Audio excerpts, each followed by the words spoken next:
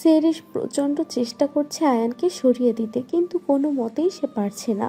আয়ান তার ঠোঁটে জোরে জোরে কামড়াতে লাগলো। খানিকক্ষণ পর আয়ান ছেড়ে দিয়ে সেরিসের হাতটা উঠিয়ে চেপে ধরে সেরিস ব্যথায় আহ করে উঠল, সাথে তার চোখ দিয়ে পানি পড়ছে। আয়ান বলল, খুব শখ না অন্য পুরুষের নিজের দেহ দেখানোর? সেরিস কিছুটা অবাক হয়, পরপর বলে, অ্যান্ড মুখ সামলে কথা বলুন। আয়ান এবার সেরিসের হাত ছেড়ে দিয়ে মুখ চেপে ধরে রাগী কণ্ঠে বলে, এই কি মুখ সামনে কথা বলবো? হ্যাঁ কি? সেরিস আয়ানের হাতটা জোর করে মুখ থেকে সরিয়ে বলে, আমি কোন পুরুষকে নিজের দেহ দেখিয়েছি? হ্যাঁ, আয়ান এবার উচ্চস্বরে হেসে উঠে বলে, শাড়ির শরীর লোকের পেট দেখাতে খুব ভালো লাগছিল বুঝে? আমি তো ভুলেই গেছি, তোমার তো ভালোই লাগে এসব করতে। ওই জন্যই তো সেদিন রাতে আমার কাছে এসেছিলে। সেরিস এবার প্রচণ্ড রেগে যায়, পরপর চেঁচিয়ে বলে, দেখুন আয়ান, আমি ইচ্ছে করে শাড়ি সরাইনি, এমনি এমনি সরে গিয়েছে। আর সেদিন রাতে হ্যাঁ এসেছিলাম আপনার কাছে টাকার জন্য, এসেছিলাম আমি, ঠিক আছে।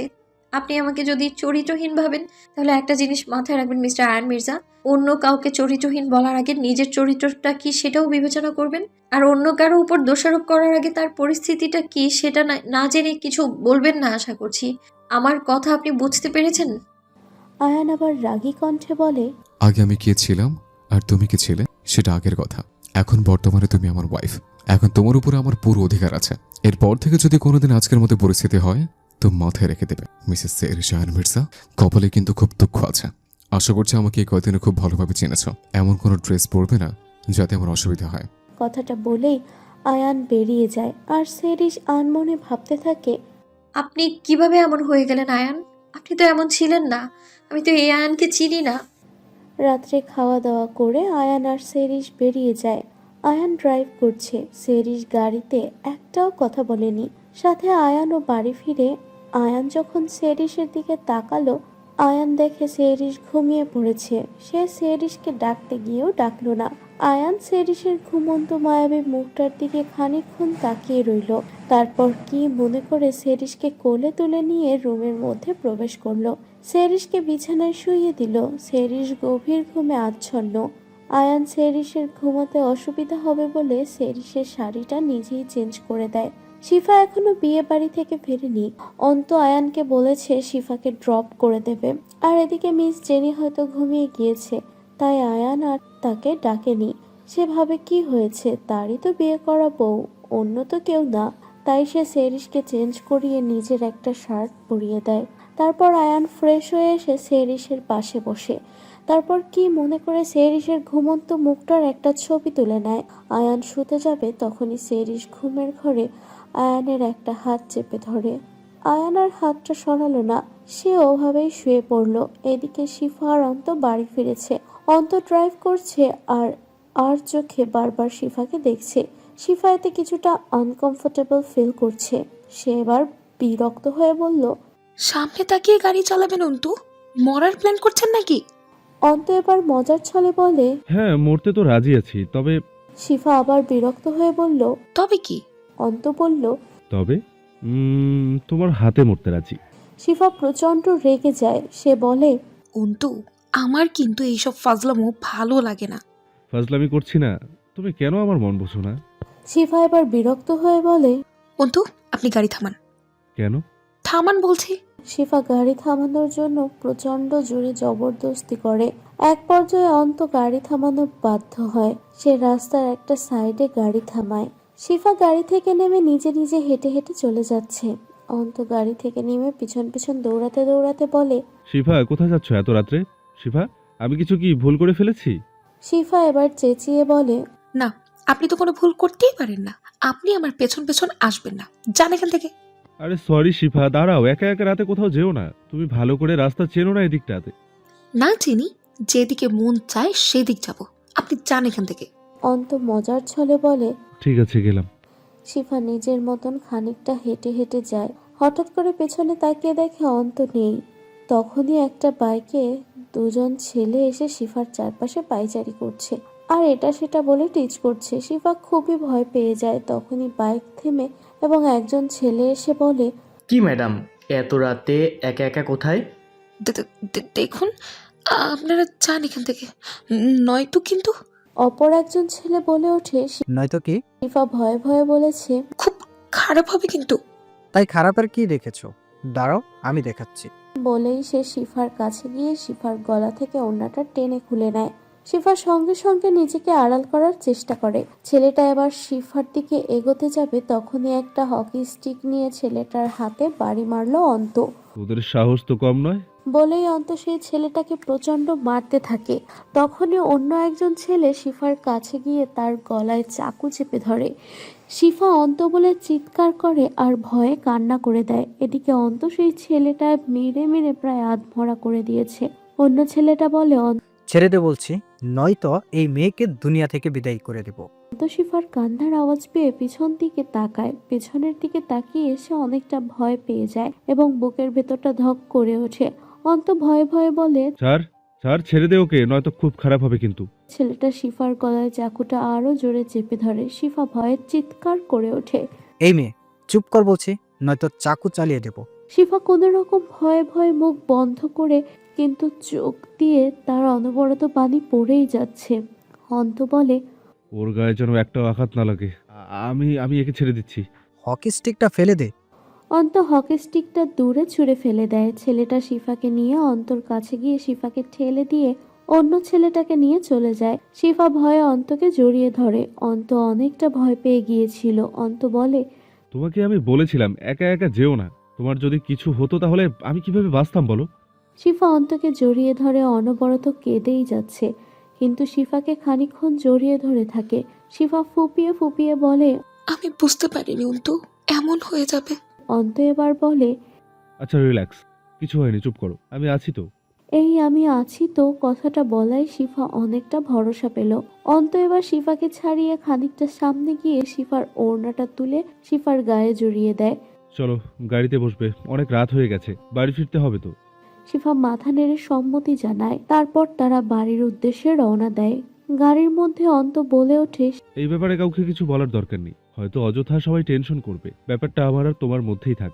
শিফা কিছু বলে না। অন্ত তা দেখে মুচকি হাসে। শিফাকে বাড়িতে ড্রপ করে দিয়ে সেও চলে যায়। শিফার সারা রাত ঘুম আসলো না। ভোরের দিকে তার চোখটা লেগে আসলো। সকালবেলা আয়ান সেরিসকে জড়িয়ে ধরে ঘুমাচ্ছিল। সেরিসের শেষে হঠাৎ চোখ খোলে। আহ আয়ান ঘুমাচ্ছিল। চিৎকারের আওয়াজ শুনে সে হঠাৎ করে ভয়ে উঠে বসে।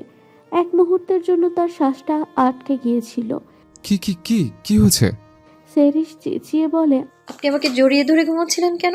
আয়ান জোরে জোরে নিঃশ্বাস নেয়। খানিকক্ষণ নিজেকে শান্ত করে পরপর বলে, উফ, এর জন্য চেঁচে উঠলে? সেরিস এবার উঠে বসে নিজের দিকে তাকাতে দেখে সে আয়ানের শার্ট পরে আছে। এটা দেখে তার গাল পুরোটা হা হয়ে যায়। আয়ান সেটা দেখে হাত দিয়ে সেরিসের গলাটা বন্ধ করে দেয়। ডোন্ট কেয়ার ভাব নিয়ে বলে। মুখ বন্ধ করো, মশা ঢুকে যাবে। সেরিস প্রচন্ড রেগে যায়। সে বলে, আমি আপনার শার্ট পরে কেন? কি করেছেন আমার সাথে রাতে? আয়ান মুচকি হাসে। সে বলে, জয় করি, আমার পুরো অধিকার আছে মিসেস সেরিশান মির্জা। সেরিস আরো বিরক্ত হয়। সে বিরক্ত কণ্ঠে বলে, সত্যি করে বলেন কি করেছেন? আয়ান এবার উঠে সেরিসের পা দুটো টেনে বিছানায় শুইয়ে দিয়ে তার উপর শুয়ে পড়ে আর বলে। দেখবে কি কি করেছে? সেরিস এবার তার দুই হাত দিয়ে নিজের ঠোঁটটা চেপে ধরে। এটা দেখে আয়ান জোরে জোরে হেসে দেয়। তারপর বিছানা থেকে উঠে ব্যালকনির দিকে যেতে যেতে বলে, কিছু করিনি রাত্রে, বাড়ি আসার সময় গাড়িতে ঘুমিয়ে পড়েছিলে, তাই আর চা খায়নি তোমাকে, কোলে করে রুমে নিয়ে এসছে। আর তখনও শিফা বাড়িতে ফিরেনি, আর মিস জেনি ঘুমাচ্ছিল, তাই তাকেও আর ডাকিনি। আর তুমি যদি বর্তমানে আমার বিয়ে করবো, তা আমি চেঞ্জ করে দিয়েছে, কারণ আমার উপর অধিকার আছে। আশা করি বুঝতে পেরেছ। আর জড়ি আমি তোমাকে ধরিনি, তুমি আমাকে ধরেছিলে। সেরিস এটা শুনে মুচকি মুচকি হাসলো। পরপরই আয়ান বলে উঠল, আর একটু খাওয়া কম করো, কালকে আমার তোমাকে সেরে দিয়ে তুলতে প্রচন্ড কষ্ট হয়েছে। সেরিস এবার রেগে যায়। সে বিছানা থেকে নেমে আয়ানের কাছে যায়। গিয়ে বলে, এই কি বলেন আপনি? আমি ভারী? আমি কই ভারী? হ্যাঁ, আপনার সাহস তো কম না। আয়ান সেরিসের কথায় কোনো পাত্তা না দিয়ে সেরিসকে পা থেকে মাথা পর্যন্ত দেখছে। তার শার্টটা সেরিসের হাঁটুর কিছুটা ওপর পর্যন্ত এসেছে। এটা দেখে আয়ান সেরিসের কানের কাছে নিজের মুখ নিয়ে গিয়ে নেশালো কণ্ঠে বলে, হট লাগছে। সেরিস ব্যাপারটা বোঝার চেষ্টা করলো। পরপরই ব্যাপারটা বুঝতে পেরে আয়ানকে ধরে উল্টো দিকে ঘুরিয়ে দেয়। একদম এদিকে ফিরবেন না। আপনি তো দেখছি চূড়ান্ত লেভেলের অসভ্য। আয়ান শব্দ করে হাসে আর বলে, কেন দেখলে কি দোষ আছে? এমন কি কিছু বাকি আছে যেটা আমি দেখিনি? আর বর্তমানে যে অবস্থায় আছো এটা তো তার তুলনায় কিছুই না। সেরিস প্রচণ্ড রেগে যায়, সে চেঁচিয়ে বলে। আয়ান বাড়াবাড়ি করছেন কিন্তু। আয়ান হাসতে হাসতে বলে, আচ্ছা, আর কিছু করবো না, আমি এদিকে ফিরে আছি, তুমি যাও, গিয়ে চেঞ্জ করে আসো। সেরিস আস্তে আস্তে গুটি গুটি পায়ে ওয়াশরুমে চলে যায়। সেরিস যাওয়ার মাঝে প্রায় 2-3 বার আয়ানকে বলেছে পিছন ফিরবেন না, কিন্তু ফিরলে কিন্তু খুব খারাপ হবে। আয়ান সেরিসের কাণ্ড দেখে ধীরকণ্ঠে মুচকি হেসে বলে। থাকলে আয়ান এবার ব্যালকনিতে দাঁড়িয়ে ফোন বার করে কাল রাতের তোলা সেরিসের ছবিটা দেখতে লাগলো। কে মনে করে ছবিটা নিজের ফোনের ওয়ালপেপারে সেট করে রাখলো। কিছুক্ষণ পর সেরিস ওয়াশরুম থেকে বার হয়ে আসলে আয়ান ওয়াশরুমে যায়, ফ্রেশ হয়। আয়ান ফ্রেশ হয়ে একটা টি শার্ট আর ট্রাউজার পরে নিচে এসে সোফায় বসে ল্যাপটপে কাজ করতে লাগলো। এদিকে সেরিস কিচেনে কফি বানাচ্ছে। সেরিস আয়ানকে দেখে কফি নিয়ে এগিয়ে আসে তার দিকে। আয়ান সোফায় বসে কফি খেতে লাগলো আর ল্যাপটপে কাজ করতে লাগলো। তারপর হঠাৎ মাথা তুলে চারদিকে চোখ বুলিয়ে মিস জেনিকে বলল। মিস জেনি, শেফে ওঠেনি এখনো? মিস জেনি প্রত্যুত্তরে বললেন, না, কাল রাতে অনেক লেট করে বাড়ি এসেছিল, এর জন্য মনে হয় এখনো ঘুমাচ্ছে। আয়ান কথাটা শুনে আবার কাজে মন দেয়। কিছুক্ষণ পর সে রুমে যায় অফিসে যাওয়ার জন্য রেডি হতে। আয়ান রেডি হয়ে সেরিসকে ডাক দেয়, তারপর ফোন বার করে শিহাবকে কল করে। শিহাব ঘুমের ঘোরে ফোন তুলে বিরক্ত কণ্ঠে বলে, এই, কে ফোন দিয়েছিস রে? তোর বউ নেই নাকি? জানিস না বেটা, বিয়ের পরে বউকে রাতে ভালোবাসতে হয়। এত সকাল সকাল ফোন দিয়ে ডিস্টার্ব করছিস কেন? আয়ান রাগী কণ্ঠে বলে। এই শালা, বউকে পরে ভালোবাসে, আমি আয়ান বলছে। শিহাব ভয়ে তাড়াতাড়ি করে ফোনটা কান থেকে মুখের সামনে এনে দেখে স্ক্রিনে বড় বড় করে নাম লেখা আয়ান। শিহাব এবার জুহিকে ছেড়ে উঠে বসে আমতা আমতা করে বলে, জি স্যার, আসলে ঘুমের ঘরে ফোনের স্ক্রিনে নামটা না দেখেই ফোন ধরেছিলাম। বুঝতেই তো পারছেন স্যার, কালকে রাতে ঘুমাতে একটু লেট হয়ে গেছিল। আপনারও তো বউ আছে, আপনিও তো বুঝেন। আয়ান প্রচন্ড রেগে যায়। সে বলে, শালা 30 মিনিটের মধ্যে যেন তোকে অফিস দেখে। শিহাব ভড়কে যায়। সে বলে, কি বলছেন কি স্যার? কালই তো বিয়ে হলো আর আজকে অফিস? আয়ান রাগী কণ্ঠে বলে, বেশি বকবক না করে অফিস আয়, যদি 30 মিনিটে দেরি হয় তাহলে তোর চাকরি থেকে বার করে দেব। শিহাব মনমরা হয়ে বলে, ঠিক আছে স্যার, কিন্তু কাজটা ঠিক করলেন না। ওকে কি জবাব দেবো বলেন? আয়ান বলে, তোর বউ তুই কি বলবি সেটা তোর ব্যাপার, আপাতত আমি যেটা বলেছে সেটা শোন। না শুনে তুই খুব ভালো করে জানিস কি হতে পারে। কথাটা বলে আয়ান ফোনটা রেখে দেয়। পেছন ফিরতে দেখে সেরিস দাঁড়িয়ে আছে। সেরিস বলে, শিহাবকে অফিসে আসতে কেন বলেছেন? মাত্রই তো বিয়ে হলো, জুহিকে একটু সময় দিক। তোমার কি প্রবলেম? অফিসে কাজ আছে তাই ডেকেছে, তোমার যদি সময় লাগে তাহলে আমাকে বলতে পারো, আমি কিন্তু সময় দিতে আছে। সেরিস মুখ বাঁকিয়ে বলে। নির্লজ্জ কোথাকার। আয়ান এবার গুটি গুটি পায়ে হেঁটে এসে সেরিসের সামনে দাঁড়ায় এবং মাথা হেট করে বলে, নির্লজ্জদের কি দেখেছ মিসেস সেরিস? কথাটা শোনা মাত্রই সেরিসের গাল লজ্জায় লাল হয়ে যায়। সে মাথা হেট করে নেয়। তখনই আয়ান অজান্তে একটা কাণ্ড করে বসে। সে হঠাৎ সেরিসের গালে একটা কিস করে। সেরিস আয়ানের দিকে তাকাতে আয়ান বলে, ভয় নেই, আপাতত আর কিচ্ছু করবো না তোর অনুমতি ছাড়া। তবে হ্যাঁ, এই ছোটখাটো জিনিসগুলো অনুমতি ছাড়া করা আমার অধিকার আছে। এখানে তুমি না বলতে পারবে না, আর না বললেও আমি শুনবো না। কথাটা বলে আয়ান রুম থেকে বার হয়ে চলে যায় অফিসের উদ্দেশ্যে। আর সেরিস গালের হাত দিয়ে দাঁড়িয়ে আছে। শিহাব জুহিকে অনেক বুঝিয়ে ঠিক টাইম মতোই অফিসে পৌঁছে যায়। জুহি তাকে আসতেই দিচ্ছিল না। আজ কোনো মতে সে জুহিকে বুঝিয়ে অফিসে এসেছে। আয়ান অফিসে পৌঁছতেই শিহাবকে তার কেবিনের মধ্যে ডাকে। জি স্যার, ডাকছিলেন? আয়ান বলে, হ্যাঁ, আমাদের সিঙ্গাপুরে যে ক্লায়েন্টের সাথে মিটিং আছে না, ওই ক্লায়েন্টের সাথে মিটিংটা ফিক্সড কর। ঠিক আছে।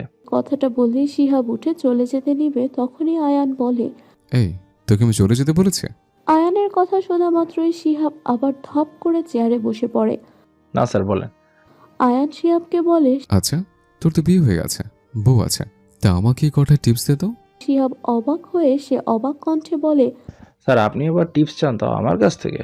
আয়ান কিছুটা বিরক্ত হয়ে সে বলে, বেশি না বউকে যেটা জিজ্ঞেস করেছে সেটা বল। এমন কি কি জিনিস করতে হবে যাতে বউ খুশি হয়? শিহাব এবার বোকা বনে যায়। সে বলে, স্যার, আপনার বউ আপনি জানেন সে কোন জিনিসটা পছন্দ করে, আমি কি করে বলবো বলেন? আয়ান গম্ভীর কণ্ঠে বলে, তোদের তো বিয়ের আগে অনেকদিন থেকে রিলেশন ছিল, তো তুই কি করতিস জুয়ের জন্য যাতে সে খুশি হতো? শিহাব এবার বলে, এই ধরুন স্যার, শাড়ি গিফট করা বা কোথাও ঘুরতে নিয়ে যাওয়া, মাঝে মধ্যে ফুল নিয়ে যাওয়া, এসব দিলেই মেয়েরা খুশি হয়। সব মেয়েরা খুশি হয় কিনা বলতে পারবো না, কিন্তু জুহি খুব খুশি হতো। আয়ান হাসে, সে বলে। সামান্য এই জিনিসে মেয়েরা খুশি হয়? শিহাব বলে। হ্যাঁ স্যার, অবশ্যই। আমি যতদূর জানি সব মেয়েরাই খুব খুশি হয় এসব ছোটোখাটো গিফট পেলে, তাও আবার নিজের পছন্দের মানুষের কাছ থেকে। ঠিক আছে, তুই এবার যা। শিহাব চলে যেতে আয়ান ভাবনায় পড়ে যায়। আচ্ছা, সেরিস কি তাকে ভালোবাসে? সে তো আর আগের মতন পাগলামিও করে না। তাহলে কি সত্যিই সেরিস তাকে ভালোবাসে? এসব ভাবতে থাকে আয়ান। বাড়ি ফেরার সময় কি মনে করে সে একটা শাড়ির দোকানে যায়। দোকানে যেতে একটা মেয়ে তার কাছে আসে। মেয়েটি বলে। কি লাগবে স্যার বলুন। শাড়ি। মেয়েটি বলে। কেমন শাড়ি নেবেন স্যার? আয়ান কিছুটা ভাবনায় পড়ে যায়। সে কোনোদিন কোনো মেয়ের জন্য আজ পর্যন্ত কিছু কিনেনি। তার একটা গার্লফ্রেন্ড ছিল কিছুদিনের জন্য, কিন্তু তাকে সে শপিং এ নিয়ে গেলে সে নিজে থেকে সবকিছু কিনে নিত। আয়ানের কোনো কিছু পছন্দ করা লাগতো না। আয়ান এবার মেয়েটিকে বলল।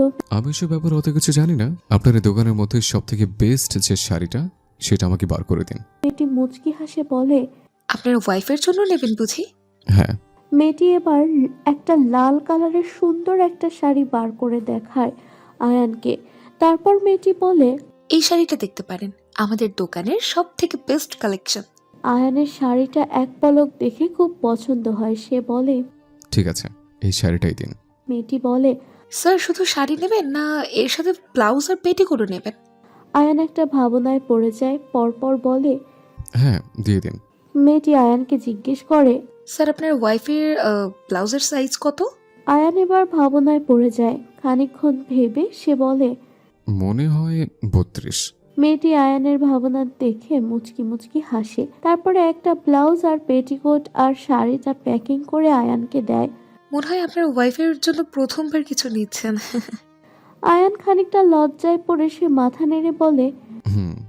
মেয়েটি আবার হাসে। আয়ান বিলটি পরিশোধ করে গাড়িতে এসে বসে। গাড়ি স্টার্ট দিয়ে সামনে কিছু দূর যেতেই সে একটা ফুলের দোকান দেখে। দাঁড়ায়, গাড়ি থেকে বার হয়ে দোকানের দিকে যায়। গিয়ে দোকানদারকে বলে। ফুল দিন তো কিছু। কি ফুল নেবেন? আয়ান খানিকটা ভাবলো, তারপর বলল। সাদা গোলাপ দিন। দোকানদার আয়ানের কথা মতোই সাদা গোলাপের তোড়া বানাতে লাগলো। সেরিস যখন বাংলাদেশে যায় তখন খুব কমই মিসেস লিলির কাছে ফোন করে, কারণ সেরিস যখন দেশে যায় তখন আশ্রমের ছেলে মেয়েদের সাথে প্রচুর ব্যস্ত থাকে, তাই সময় হয়ে ওঠে না। মিসেস লিলিও তাকে ফোন করে না, কারণ তিনি সেরিসের খুশির মাঝে ব্যাঘাত ঘটাতে চায় না। তাই সেরিস যখন ফ্রি থাকে তখন সে ফোন করে। কিন্তু এইবার প্রায় 1 মাস হতে আসলো সেরিস মিসেস লিলিকে একটি বারও ফোন করেনি। আর 15 দিন পরে সে বাড়ি আসবে। সে 1.5 মাসের জন্য দেশে গিয়েছে, কিন্তু প্রতিবারই সেরিস পৌঁছে ফোন করে। এবারে সে করেনি। মিসেস লিলি ভেবেছিল হয়তো খুবই ব্যস্ত আছে সেরিস, যার জন্য তাকে ফোন করেনি।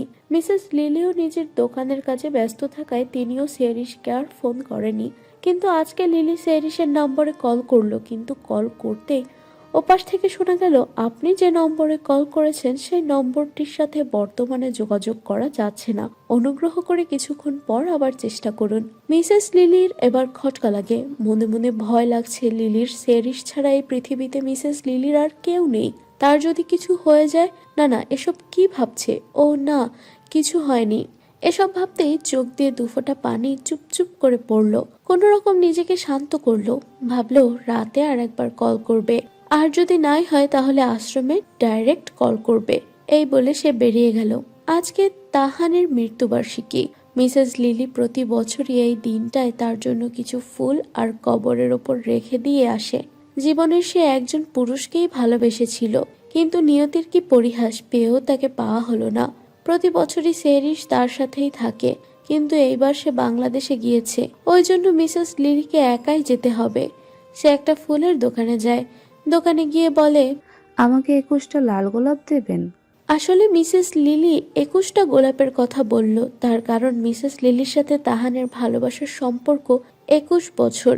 প্রতি বছরই সে তাদের সম্পর্কের বছর হিসাব করে তাহানের কবরের গোলাপ রেখে আসে। দোকানদার সাদা গোলাপের তোড়াটা রেডি করে আয়ানকে দেয় এবং মিসেস লিলি আয়ানের পাশে দাঁড়িয়েছিল। দোকানদার মিসেস লিলির জন্য 21টা গোলাপ রেডি করতে থাকে। আয়ান জিজ্ঞেস করে, কত দেব? 600 টাকা। মিসেস লিলি আয়ানের পাশে দাঁড়িয়েছিল। আয়ান তখন তার ফোনটা দোকানের সামনের টেবিলটাতে রেখে তার প্যান্টের পকেট থেকে মানিব্যাগ বের করে টাকা দিচ্ছিল। তখনই আয়ানের ফোনে টুংটুং করে মেসেজের শব্দ হয়ে উঠল। হঠাৎ করেই মিসেস লিলির চোখ যায় আয়ানের ফোনটার দিকে। সে ফোনের দিকে তাকাতে চমকে ওঠে। তাড়াতাড়ি করে ফোনটা হাতে নেয়। তার চোখ দুটো বড় বড় হয়ে বার হয়ে আসে। এটা সে কি দেখছে? এটা তো সেরিস। এই লোকটার কাছে সেরিসের ফটো কেন, তাও আবার এমন ঘুমন্ত অবস্থায়? আয়ান মিসেস লিলির দিকে তাকিয়ে ঠান্ডা স্বরে বলে, এটা কি করছেন আপনি? মিসেস লিলি এর মুখ দিয়ে কোনো কথা বের হচ্ছে না, তাও সে কোনো রকম ভাবে বলে, এটা কি? আয়ান ভ্রু কুঁচকে মিসেস লিলির দিকে তাকায়, তারপর বলে, আপনি কে? মিসেস লিলি কিছু বলতে পারে না। সে আবার তোতলাতে তোতলাতে বলে, আমি লিলি। কে কে কে এটা কে হয় তোমার? আয়ান খানিকটা বিব্রত হয়। সে বলে, আমার বউ হয়। আর আমি আপনাকে কৈফিয়ত দিতে যাবো কেন যে সে আমার কে হয়? বউ কথাটা শুনে লিলি পুরো থ হয়ে যায়। তার চোখ দিয়ে অনবরত পানি পড়তে থাকে। সে এবার নিজেকে সংযত করে বলে, আমার শেহরিশ কোথায় আছে? এখন কোথায়? প্লিজ আমাকে নিয়ে চলো। অপরিচিত একজনের মুখে সেরিসের নাম শুনে খানিকটা চমকায় আয়ান। তারপর জিজ্ঞেস করে, আপনি সেরিসের নাম জানেন কি করে? কি হন আপনি ওর? শেহরিশ আমার মেয়ে। মেয়ে শব্দটা শুনেই খানিকটা অবাক হয় আয়ান। পরপর রাগী কণ্ঠে বলে, তাহলে মেয়ে এতদিন নিখোঁজ, আপনি এতদিন কোথায় ছিলেন? মিসেস লিলি বলে, ও বাংলাদেশে আশ্রমে গেছিল। তারপর থেকে ওর সাথে আমার কথা হয়নি। আর 15 দিন পর বাড়ি ফেরার কথা। কিছুদিন আগেই মিসেস লিলির হার্ট অপারেশনের হয়েছে। হঠাৎ করে খুব জোরে জোরে কান্না আর নানা রকম ভাবনার চিন্তার জন্য তার কথা বলার মাঝেই দমের কষ্ট হতে লাগলো। আয়ান কি করবে কিছু ভেবে না পেয়ে তার হাতের ফুলের তোড়াটা তার গাড়িতে রেখে তাড়াতাড়ি করে মিসেস লিলিকে গাড়িতে উঠিয়ে হসপিটালের উদ্দেশ্যে রওনা দিল। ডাক্তার চেক আপ করছে। আয়ান বাইরে অপেক্ষা করতে লাগলো। যতই হোক, মায়ের বয়সী মহিলাটি এভাবে একা ফেলে যাওয়া ঠিক হবে না। আর তার সাথে অনেক কথা আছে, তাকে অনেক কিছুই জানতে হবে। তাই আয়ান আর সেখানে গেল না, বাইরে অপেক্ষা করতে লাগলো। ডাক্তার বের হওয়ার পর আয়ান তাকে জিজ্ঞেস করে। কি অবস্থা ওনার ডাক্তার? ডাক্তার এবার সবটা তাকে খুলে বলে। ওনার কয়েকদিন আগে হার্টের অপারেশন হয়েছে। হঠাৎ করে ওনার উপর হয়তো প্রেশার পড়েছে কোনো কিছু, ওই জন্য ওনার শরীরটা অসুস্থ হয়ে পড়েছে। আমি ওনাকে চেক আপ করলাম, এখন উনি সুস্থ হচ্ছেন। দেখা করতে পারবো এখন? হ্যাঁ করতে পারেন, কিন্তু বেশি টেনশন আর উত্তেজিত করবেন না। আয়ান ডাক্তারের কথা শুনে মিসেস লিলির কেবিনের ভেতরে ঢোকে। মিসেস লিলি কিছু বলতে যাবে তার আগেই আয়ান বলে, আপনি প্লিজ কোনো চিন্তা করবেন না। সেহরিশ আমার কাছে আছে আর পুরো নিরাপদ আছে। আপনি অযথা টেনশন করবেন না আর উত্তেজিত হবেন না। ডাক্তার আপনাকে বারণ করেছে। মিসেস লিলি আয়ানের কথাটা শুনে হালকা শান্ত হয়। আয়ান এবার শান্ত কণ্ঠে বলে, আচ্ছা, আপনি আমাকে নিজের ছেলের মতো মনে করেন। আমি আপনাকে কিছু কথা জিজ্ঞেস করব, আমাকে সেই কথাগুলোর উত্তর দেবেন, কারণ আমার কিছু জানা খুবই প্রয়োজন। মিসেস লিলি মাথা নাড়ে। আয়ান এবার বলতে শুরু করে, সত্যি করে বলবেন তো, সেহরিশ কি আপনার নিজের মেয়ে? কথাটা শুনে মিসেস লিলির চোখ দিয়ে জল পড়তে লাগলো। তা দেখে আয়ান বলে, প্লিজ রিল্যাক্স। আমি আপনাকে কোনো দ্বিধার মধ্যে ফেলতে চাই না। যেটা সত্যি আপনি আমাকে সেটা বলেন। আর আপনি যদি সেহরিশের নিজের মা হন তাহলে পুরো ফ্যামিলি ডিটেলসটা আমাকে জানান। মিসেস লিলি নিজেকে এবার কিছুটা সংযত করলো। পরপর বলল, না শেহরিশ আমার নিজের মেয়ে নয়। আমি কানাডাতে একাই একটা রেস্টুরেন্ট চালাতাম। কিছু বছর আগে শেহরির এখানে পড়তে আসে। তারপর শেহরিশের সাথে আমার সাথে পরিচয় হয়। ও অনাথ, ওর বাবা মা কেউই নেই। কানাডাতে এসে ও আমার কাছে থাকতো। আমার কোনো সন্তান নেই বলে সে আমাকে কখনো সন্তানের কমতিটা বুঝতেই দেয়নি। আমাকে মিষ্টিমা বলে ডাকতো। মিসেস লিলি কথাগুলো বলে থামলো। পরপর আবার বলতে শুরু করলো, আমি মেয়েটার জন্য তেমন কিছুই করতে পারিনি, কিন্তু সে আমার জন্য অনেক কিছু করেছে। কদিন আগে আমার হার্টের অপারেশন হলো। 8 লাখ টাকা লেগেছে। জানি না সে কিভাবে জোগাড় করেছে। শুধু আমি জিজ্ঞাসা করলে সে বলেছে সে লোন নিয়েছে, পরে শুধিয়ে দেবে। আমি যে তাকে এই বিষয়ে কিছু জিজ্ঞাসা করব সে আমাকে জিজ্ঞাসা করতেই দেয়নি। কথার জালে আটকে রেখেছিল। শেহরিশ প্রতি বছর ছুটিতে দেশে যায়। আশ্রমের ছেলে মেয়েদের সাথে দেখা করে এবারও তাই গিয়েছে। কিন্তু এবার আমাকে ফোন করেনি। এখন তো দেখছি বিয়ে করেছে। আচ্ছা, আমি কি ওকে মানা করতাম তোমার সাথে বিয়ে করতে? ও তো আমাকে তোমার ব্যাপারে একটা কথাও বলেনি। মিসেস লিলির কথা সবটাই মনোযোগ দিয়ে শুনছিল। মিসেস লিলি কথাটা বলতে বলতে উত্তেজিত হয়ে পড়ছিল, তাই আয়ান সেটা দেখে ঠান্ডা স্বরে বলে, সেরিসের সাথে আমার রিলেশন ছিল না, ওর সাথে আমার বিয়ে হয়েছে। আমি আপনাকে এই বিষয়ে না হয় পরে বলবো, আর আপনি সেরিসের ব্যাপারে চিন্তা করবেন না, ওই সম্পূর্ণ ঠিক আছে। আপনি আমার কন্ট্যাক্ট নাম্বারটা নিয়ে রাখেন। আপনি সুস্থ হন, তারপর সেরিসকে আপনার কাছে নিয়ে আসবো। মিসেস লিলি কিছু বললেন না। আয়ান মিসেস লিলির ফোনে তার নিজের কন্ট্রাক্ট নাম্বারটা সেভ করে দেয়। তারপর আয়ান ডাক্তারের সাথে সব কথা বলে ক্লিয়ার করে নেয়। সে মিসেস লিলিকে রিলিজ দিয়ে তাকে যেন বাড়ি পর্যন্ত পৌঁছে দেওয়া হয়। আয়ান এবার গাড়িতে এসে বসে। এক মুহূর্তের জন্য সে চুপ হয়ে থাকে। তার মাথায় এখন অনেক চিন্তা ঘুরছে। আসলে সে কি খুব বড় ভুল করে ফেলেছে? হয়তো ফেলেছে, না জেনেই সেরিসকে অমন চরিত্রহীন বলাটা তার উচিত হয়নি। হঠাৎ করে নিজের মাথার চুলগুলো খামচিয়ে ধরলো। আয়ান পরপর ভাবতে লাগলো সে কেন বুঝলো না যে সবাই সমান হয় না। হয়তো সেদিন সত্যি তার টাকাটা প্রয়োজন ছিল। কেন সে বুঝলো না কেন? হঠাৎ করে তার ফোনে একটা আননোন নম্বর থেকে কল আসে। আয়ান খানিকটা বিরক্ত হয়। সে এবার ফোনটা ভাইব্রেট মোডে রেখে গাড়ি চালাতে শুরু করে। অপর পাশের ব্যক্তিটা বারবার ফোন করতেই থাকে। আয়ানের ফোনটা বারবার গো গো আওয়াজ করতে থাকে। আয়ান এবার ফোনটা রিসিভ করে লাউড স্পিকার দিয়ে চেঁচিয়ে বলতে শুরু করে, কে রে, বারবার বিরক্ত করছিস? দেখছিস তো ফোনটা ধরছি না। অপর পাশের ব্যক্তিটা খানিকক্ষণ চুপ থাকে। আয়ানের কথা শেষ হতেই অপর পাশের ব্যক্তিটা বলে ওঠে, আমি হামিদ বলছি। হামিদ নামটা শুনেই আয়ান সজাগ হয়। মামা, এতদিন কোথায় ছিলে তুমি? আর আমি যেটা জোগাড় করতে বলেছিলাম সেটা জোগাড় করেছ? হ্যাঁ, আমি তো সব কিছু ইমেইল করেছি, তুই দেখিসনি? হামিদ একটা ছোট্ট করে নিঃশ্বাস ফেলে, পরপর বলে, সেহরিশ এ ব্যাপারে সব তথ্য আমি অনেক আগেই জোগাড় করেছি, কিন্তু তোকে আমি ফোনে পাইনি। অনেক চেষ্টা করেছি, কিন্তু মাঝে তোর ফোন সুইচ অফ ছিল। তারপরে আমি একটু কাজে ব্যস্ত হয়ে গিয়েছিলাম, যার জন্য আমি তোকে আর কল করিনি। আমি তোকে এখনই ইমেইল করে দিয়েছিলাম, ভেবেছিলাম তুই হয়তো দেখেছিস। এখন ফ্রি আছি, তাই ভাবলাম আজকে একটু তোকে ফোন করে খোঁজ নেই। আয়ানের কিছু ঝামেলার মধ্যে আর ইমেল চেক করেনি। সে হামিদকে বলে, ঠিক আছে, আমি চেক করে নিচ্ছি। হ্যাঁ কর। সেহরিশ এখন কানাডাতেও আছে। ও নাকি পড়াশোনার জন্য কানাডা এসেছে। দেখ মেয়েটার খোঁজ পাস কি? মেয়েটা বড্ড অসহায়। আমাকে খবর জানাস। আমি রাখছি এখন, সাবধানে থাকিস। আচ্ছা। আয়ানের মাথা কেমন গুলিয়ে আসছে। তার মনে এখন প্রচন্ড ভাবনা চিন্তা আসছে। সে ভাবছে, মামা বলল সেহু বর্তমানে পড়াশোনার জন্য কানাডাতে আছে। তারপর সেই দিন আমার দেওয়া ব্রেসলেটটা সেরিসের ড্রেসিং টেবিলে দেখলাম। আচ্ছা, আমার হিসাবটা কেমন যেন গুলিয়ে যাচ্ছে। সেরিসই সেহু নয় তো? পরপর নিজের ভাবনার বাইরে বার হয়ে এসে এক হাত দিয়ে গাড়ি চালিয়ে আর একা দিয়ে ফোনটা তুলে ইমেলটা ওপেন করে আয়ান সঙ্গে সঙ্গে গাড়ির ব্রেক কষলো। সে যেটা দেখছে সেটা কি সত্যি? না, এটা কি করে সম্ভব? কিন্তু না, এটাই সত্যি। আয়ান এবার দু হাত দিয়ে ফোনটা ধরে ভালো করে সেরিসের ছবিটা দেখলো। পরপর আটকে আসা গলায় বলল, আমার শিহু। গম্ভীর পুরুষের হঠাৎ আজকে একটা অন্য রূপ দেখা মিলল। আয়ানের মাথা কাজ করছে না।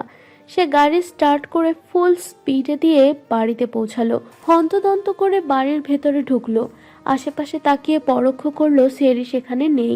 আয়ান ভাবলো সেরিস হয়তো ঘরে আছে, তাই আর দেরি না করে লম্বা লম্বা পা ফেলে রওনা দেয় রুমের উদ্দেশ্যে। সেরিস আয়নার সামনে দাঁড়িয়ে আপন মনে চুল আঁচড়াচ্ছিল। হঠাৎ করে দরজা খোলার আওয়াজ আসতেই পাশ ফিরে তাকায়। আয়ান দৌড়ে এসে সেরিসকে জড়িয়ে ধরে। আয়ান এতই জোরে ছুটে আসে যে সেরিস আর একটু হলে পড়ে যেত। কোনো রকম টালটা সামলাতে নিয়েছে সে। আয়ানের চোখ পুরো লাল হয়ে আছে। এটা দেখে সেরিস খানিকটা ভয় পেল। এর আগে সেরিস কখনো আয়ানের এমন রূপ দেখেনি। সেরিস ভাবলো কিছু হয়নি তো আয়ানের। আয়ান তাকে ছাড়ার নামই নিচ্ছে না। এত জোরে আয়ান জড়িয়ে ধরেছে যে সেরিসের দম বন্ধ হয়ে আসার উপক্রম। সেরিস আয়ানকে ছাড়ানোর চেষ্টা করে, কিন্তু কোনো মতেই পারে না। সেরিস বলে, কি হয়েছে আপনার? আপনি ঠিক আছেন তো? আয়ান কোনো উত্তর দেয় না। সেরিস আবার বলে, ছাড়ুন প্লিজ, আমার দম বন্ধ হয়ে আসছে। আয়ানের কোনো হেলদোল নেই। সেরিস এবার বিরক্ত হয়ে বলে, ছাড়বেন? আয়ান এবার সেরিসকে ছেড়ে তার সামনে দাঁড়ায়। সেরিস আয়ানকে দেখে খানিকটা না অনেকটা অবাক হয়। এ কি, আপনি কাঁদছেন কেন? ঠিক আছেন তো আপনি? কি হয়েছে আপনার, আমায় বলুন। আয়ান আর কিছু বলে না। সে এবার তার হাত দুটো সেরিসের চোয়ালে রেখে সারা মুখে অগণিত চুমু এঁকে দেয়। সেরিসের কেমন যেন অজানা ভয় জেগে ধরেছে। আয়ানকে সে এমন রূপে আগে কখনো দেখেনি। সেরিস এবার আয়ানকে কোনো মতে ছাড়িয়ে বলে, কি হয়েছে, কি বলবেন? আয়ান প্রতিবারের ন্যায় এবারও কিছু বলল না। সে এবার সেরিসকে বিছানায় বসায় এবং মেঝেতে হাঁটু গেড়ে বসে তার হাত দিয়ে সেরিসের কোমর জড়িয়ে কোলে মাথা রেখে চুপচাপ বসে থাকে। সেরিস আয়ানের এমন কাণ্ডে কিছুটা অবাক হয়। সেও খানিকক্ষণ চুপ থাকে। দুজনের মধ্যে কিছু ক্ষণ নীরবতা বিরাজ করে। হঠাৎ সেরিস বিরক্ত হয়ে বলে ওঠে, এই আপনি বলবেন কি হয়েছে? না বলে আমায় ছাড়েন, আমি নিচে যাব।